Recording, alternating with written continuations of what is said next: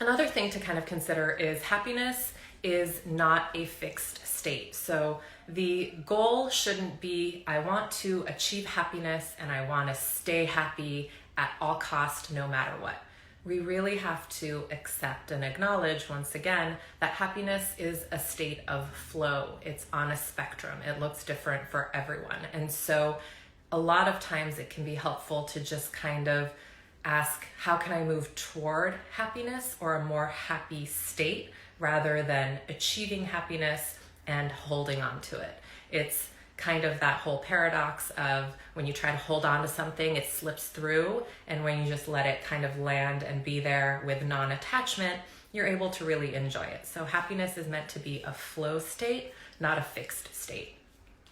Also, happiness can mean a lot of things. Once again, you can find happiness through your relationships, your actual just emotional state of being with yourself. It could be a felt sense in your body, what we refer to as somatic experience. It could be a spiritual connection. It could be a level of achievement or acknowledgement that you are able to give to yourself.